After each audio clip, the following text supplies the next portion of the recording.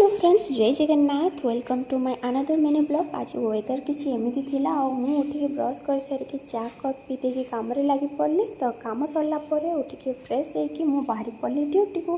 तो लिफ्ट रे मिरर लगी तो इग्नोर कर हेनी, ता बिना तो दिन आरंभ हो शेष हुए।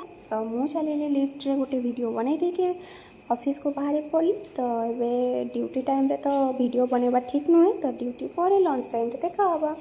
तो फाइनाली लंच टाइम हो गला और मु आसीगली मो रूम को। आज गोटे नुआ आइटम आपण मानक देखी जोटा मते माँ कही खावाई कि बनवाई कि एमती। तो मत पिता पसंद, तो मुझे ही बनई। तो रूम रे पहुँची गली भात आ डाली तो हो जाइए।